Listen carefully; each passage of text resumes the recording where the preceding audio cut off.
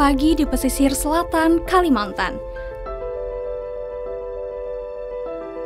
Angin lembut menyapu Kresik Putih, desa kecil yang bersahabat. Potensi laut dan tambak menjadi urat nadi kehidupan di desa ini.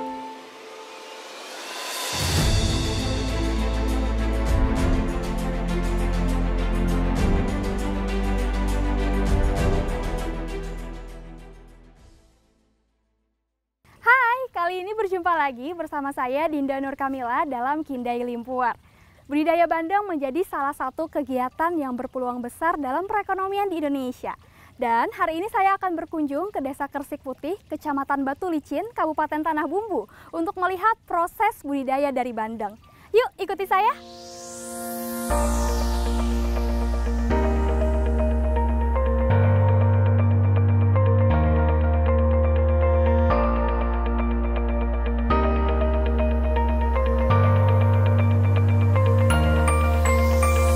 Desa Kresik Putih terletak di Kecamatan Batu Licin, Kabupaten Tanah Bumbu, Kalimantan Selatan.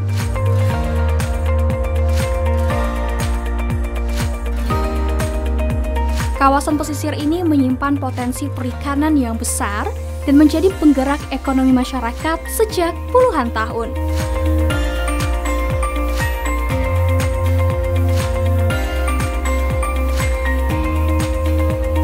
Kehidupan di desa ini tak hanya bergantung pada lautan luas.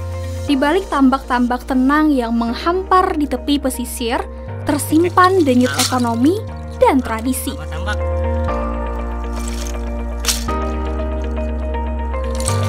Ya, budidaya ikan bandeng, ikan yang bergelar si perenang tangguh, telah menjadi sahabat petani pesisir selama berabad-abad.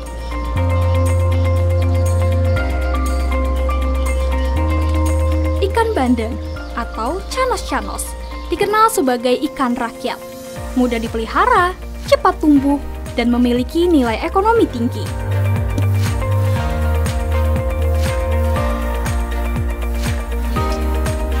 Sejak dahulu hingga hari ini, bandeng menjadi sumber protein penting dan penopang kehidupan bagi masyarakat pesisir.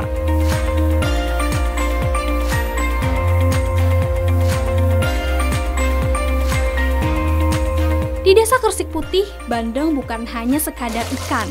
Ia adalah harapan, tradisi, dan warisan.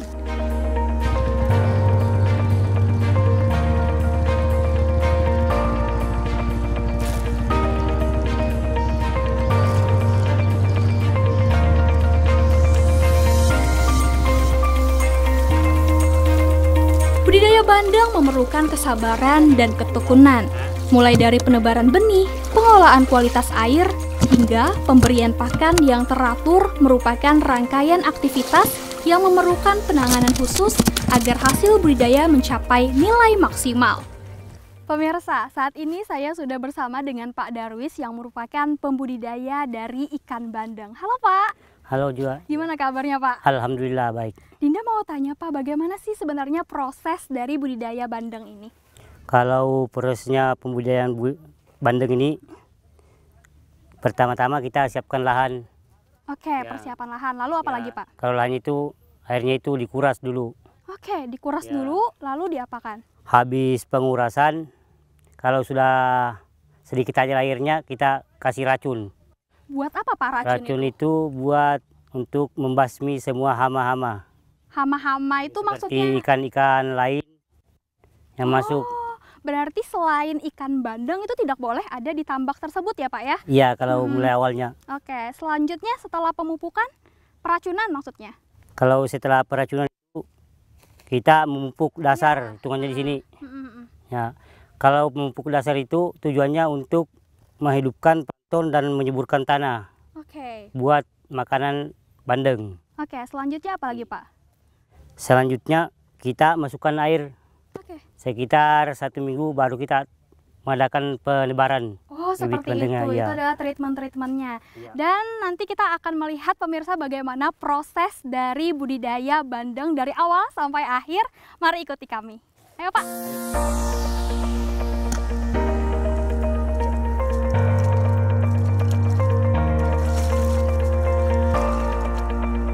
Budidaya ikan bandeng diawali dengan persiapan tambak yang meliputi proses pengeringan, yang bertujuan agar tambak terhindar dari hama dan penyakit.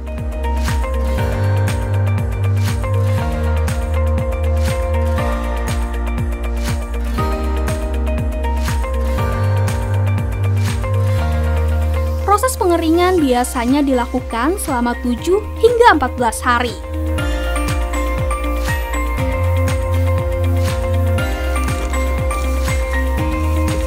Setelah pengeringan, proses selanjutnya adalah pengolahan tanah dan pemberian pupuk.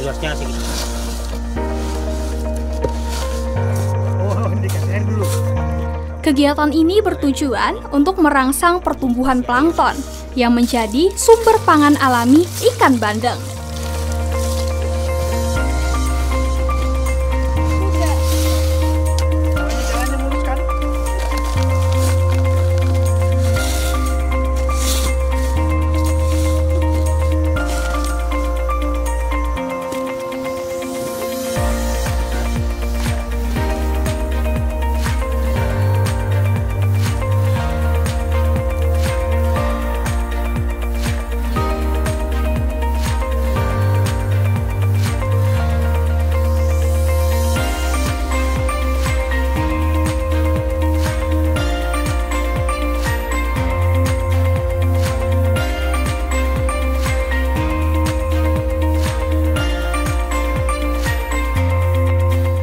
Pemirsa, tadi kita sudah melihat proses dari awal yaitu pengeringan lalu dilanjutkan dengan peracunan. Nah, tadi kita juga melihat Bapak-bapak tadi menebarkan sesuatu di pinggiran tambak ini. Ini proses apa, Pak? Proses pemupukan. Pemupukan ya, Pak ya. Gunanya untuk apa? Gunanya untuk menumbuhkan plankton pertama, kedua menyuburkan tanah, dan untuk menumbuhkan lumut-lumut yang ada di tambak. Oh, menumbuhkan lumut-lumut. Ya. Lah, lumut itu buat apa, Pak? Lumut itu untuk memberi makan si ikan ini. Oh, memberi makannya justru sebelum bibitnya ditabur ke tambak ya, Pak ya? Jadi ikannya nanti makannya si lumut itu. Iya, si lumut itu. Apa, Pak, yang membedakan makanan ikan lumut dengan makanan ikan yang lainnya? Pertama kan kita ini kan hanya tradisi.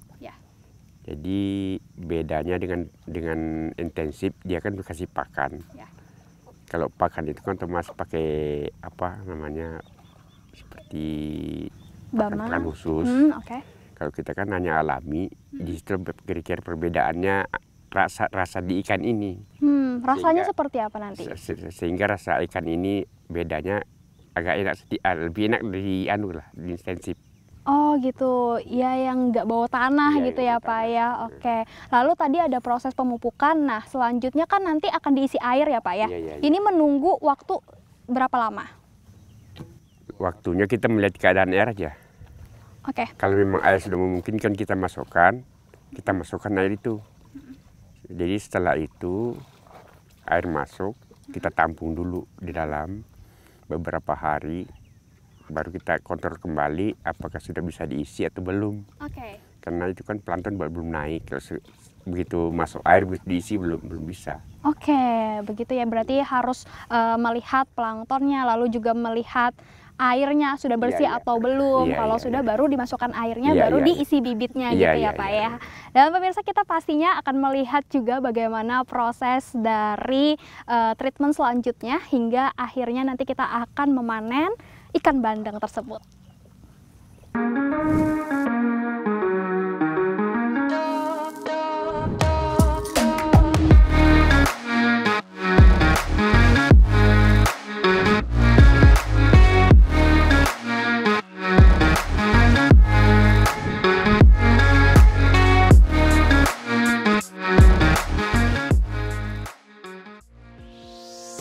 Kita pakai TSP 46, nggak ada. Ini memupuk hitungannya kayak begini.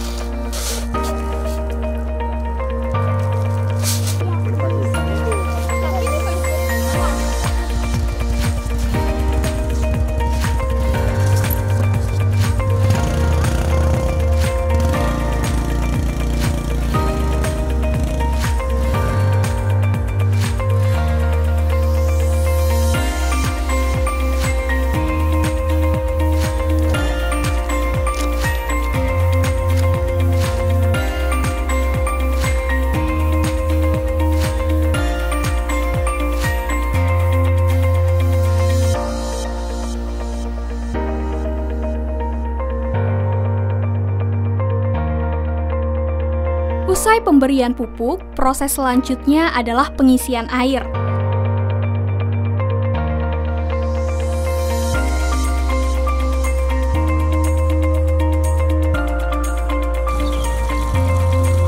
Tambak diisi air hingga mencapai kedalaman 80 hingga 120 cm.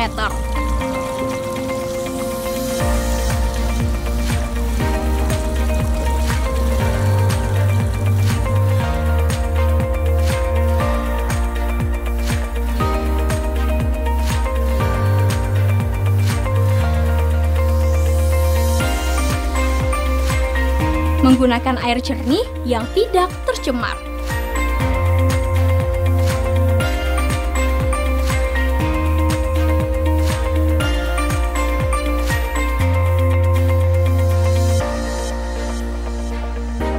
Usai pengisian air, kini saatnya menebar benih.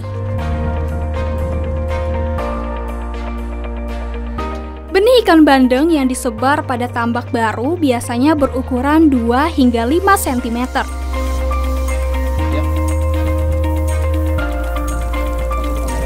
Terdapat beberapa sistem dalam menebar benih, yaitu ekstensif, yang merupakan penebaran dengan skala 1.000 hingga 3.000 ekor per hektar are, semi-intensif 5.000 hingga 10.000 ekor per hektar are, dan intensif 15.000 hingga 50.000 ekor per hektar are.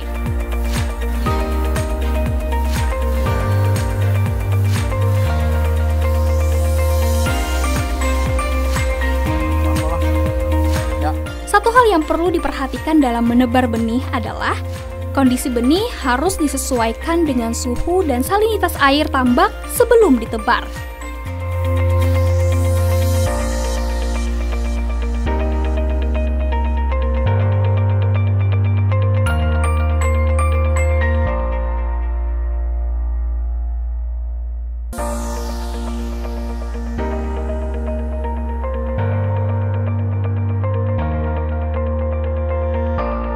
Seperti halnya budidaya ikan, dalam pemeliharaannya bandeng membutuhkan pakan yang baik.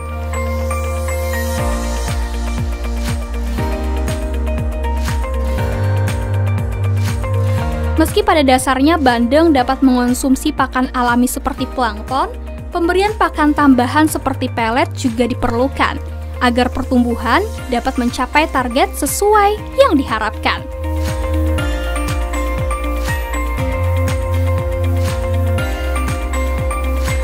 Selain itu, pengendalian hama dan pemantauan kualitas air dengan rutin sangat diperlukan agar ikan bandeng terhindar dari serangan penyakit.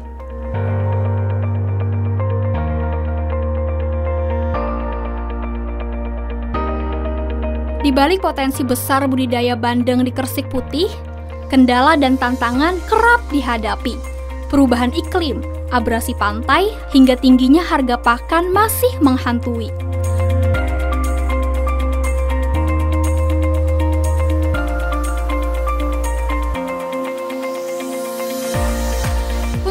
Diperlukan peran pemerintah dalam mengantisipasi beragam kendala yang dihadapi pembudidaya ikan bandeng di Desa Kresik Putih, agar tercipta keberlangsungan dan tercapai kesejahteraan.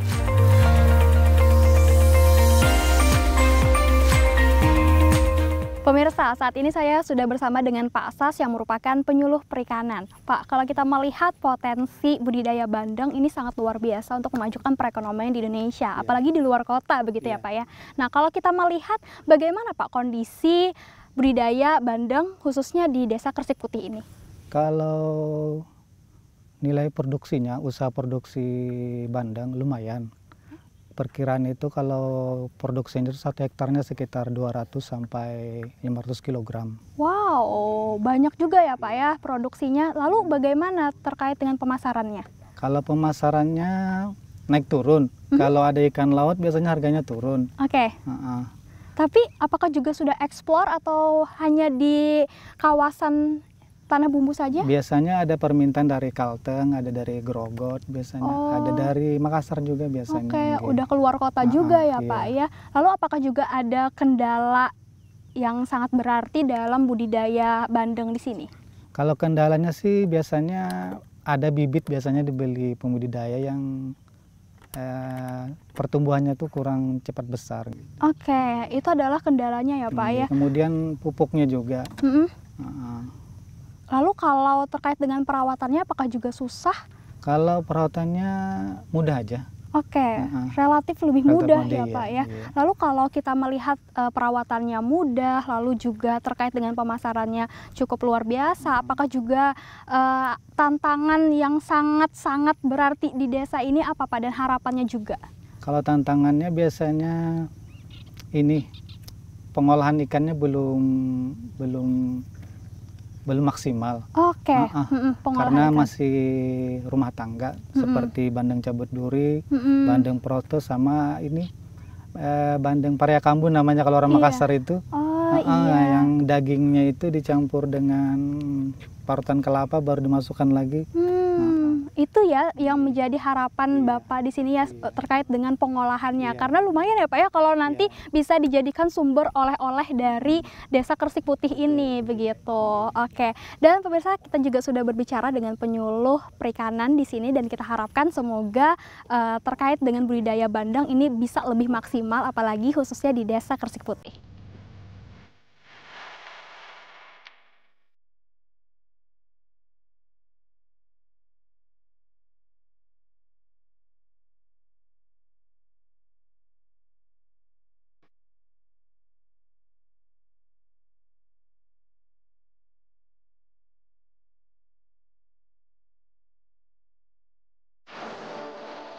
Setelah bandeng berumur 4 hingga 6 bulan dengan berat rata-rata 300 hingga 500 gram per ekor, saatnya panen dilakukan.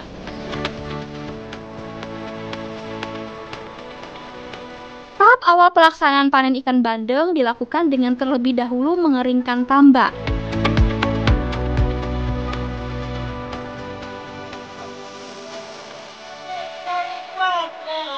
Setelah tambak berangsur kering, ikan bandeng segar dengan ukuran dan berat bervariasi siap untuk dipanen. Pemirsa, saat ini Tinggal sudah bersama dengan para pembudidaya di sini dan ini adalah saat-saat yang ditunggu yaitu memanen. Dari banyaknya proses yang telah kita lalui, ini adalah akhirnya dan sangat memuaskan sekali dengan hasil yang sebanyak ini. Pemirsa bisa dilihat, wah luar biasa ya Pak ya. Ini bisa sampai berapa kilo Pak sekali manen? 300 kilo. Wah, 300 kilo. Nah, wah dan memang panennya ini ya menyisiri tambak begitu ya Pak ya? Wah, luar biasa.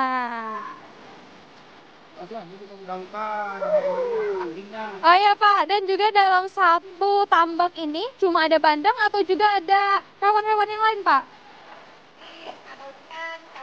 Oh, campur semua ya Bu ya? Oh gitu. Dan memang ukurannya sangat besar-besar sekali ya Pak ya? Apa juga bisa ukuran kecil juga ada? Oh, bermacam-macam ya Pak ya? Dan semuanya dipanen di hari ini? Kalau nggak apa-apa, kamu ambil itu nggak apa-apa, nggak usah manteng terus. Nah ini lumutnya nah. Yang namanya lumut. Oh ini. Makanya kamu aja, kamu menarik, kamu lihat, kamu arahkan ke situ kamera. Oke. Ini makanan ikan. Oh iya. Oh ini adalah makanan ikan yang kemarin itu ya Pak ya? Kita melakukan pemupukan. Ya tumbuh yang ini. Jadi itu nanti yang dimakan oleh ikannya sehingga rasa ikannya ini tidak bau tanah ya Pak ya? Karena dia mau makan tanah. Nah dimakan yang ini. Capek nggak Pak keliling tambak ini? Lumayan, tapi puas ya Pak ya dengan hasil sebanyak ini? Oh, luar biasa. Karena kita bisa melihat juga pemirsa hasilnya besar-besar sekali. Tapi ini adalah panen total katanya. Jadi semua ikan-ikan di sini semuanya dipanen ya Pak ya?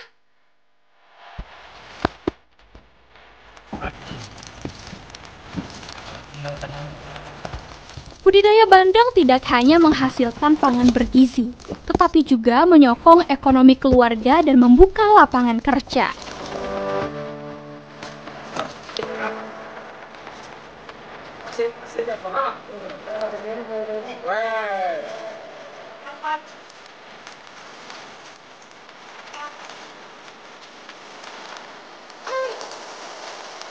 Selain dipasarkan dalam bentuk segar dan beku, pemasaran bandeng juga dilakukan dalam bentuk olahan.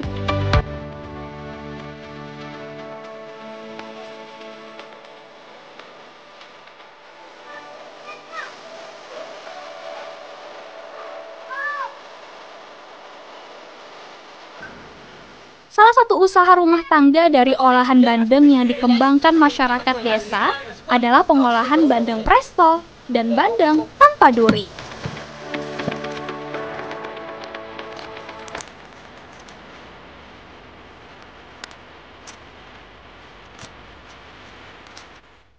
Mengolahnya dengan cara sistem cabut tulang. Ya, jadi melihat potensi ikan yang banyak, saya mencoba gitu. Dengan bandeng itu saya cabut durinya, kemudian dipisahkan antara duri dengan dagingnya, gitu. Kemudian dagingnya kita olah, kita giling, campurkan dengan rempah-rempah. Kemudian baru kita sistemnya tidak di presto tetapi dikukus.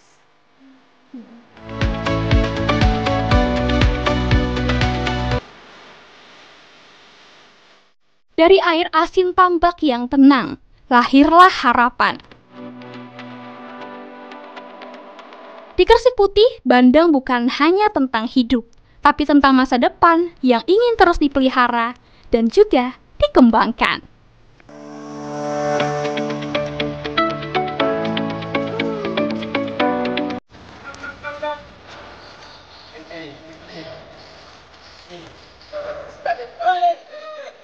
Pemirsa, budidaya bandeng tidak hanya menjanjikan dari segi keuntungan finansial, tetapi juga turut mendukung ketahanan pangan dan juga perekonomian.